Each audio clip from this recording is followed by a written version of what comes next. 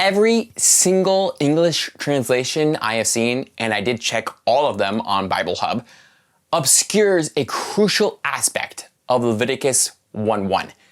The opening words in Hebrew read, Vayikra el Moshe. He called to Moses.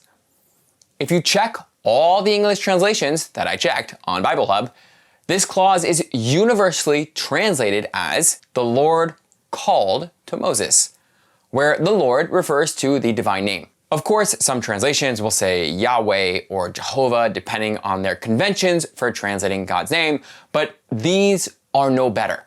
The issue is that God's name is actually not there, and even the pronoun he is implicit in the verb. At this point, you might be thinking, Kevin, are you suggesting that he is referring to someone other than God here? Why does it matter whether God's name is used or he, if both are referring to the same person? Because by using a verb and only implying the pronoun he, we are invited to look to a previous verse for the subject. The reason why this seems odd, and the reason why all modern translations, I suppose, add in God's name, is because this is the first verse of the book. So why would Leviticus start this way? Leviticus 1:1 starts this way because it is connected to a previous verse. Exodus 40:35 says, Moses was not able to enter the tent of meeting because the cloud settled on it, and the glory of Adonai filled the tabernacle. In one of the final verses of Exodus, God's glory fills the tabernacle. And it says that Moses was there, but he could not enter into the tabernacle itself because God's glory was there. Reading Leviticus 1:1 immediately after this verse makes perfect sense. God is in the tabernacle already. The text of Leviticus 1:1 then reads, He called to Moses. Adonai spoke to Moses from the tent of meeting. So after God's presence fills the tabernacle, he starts talking to Moses, who, still being outside the tent itself, is unable to enter, as Exodus 40:35 makes clear, spelling out the subject of the initial clause by including God's name instead of simply using he, severs the connection with the previous narrative. Let me answer one brief objection to this. Part of what obscures this connection is the text of Exodus itself. Exodus 40:35 is not the last verse.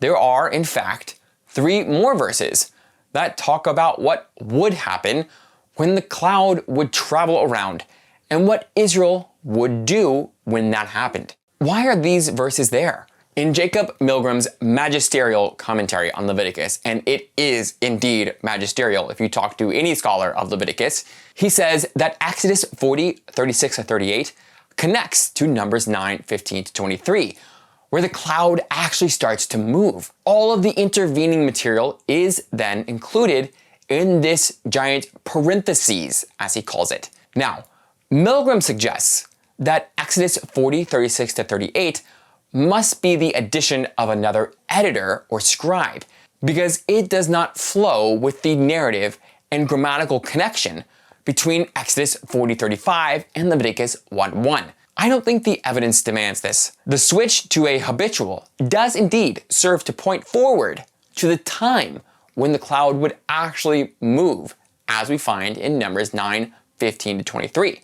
But this does not mean that a separate scribe added this in. If a single scribe wanted to bracket Leviticus and draw attention to it, as Milgram suggests, he could use the literary device of bracketing for the exact purpose that Milgram suggests it is used for by the second scribe, to highlight its importance. There is nothing in the text that requires 2 scribes, and in fact, a single scribe with the whole of Exodus, Leviticus, and Numbers in view arguably makes more sense. The little details of translation matter. The first verse in Hebrew makes it clear that Leviticus is a continuation of the story. Unfortunately, many English translations obscure the narrative nature of the center of the Pentateuch. Many wrongly read Leviticus as a collection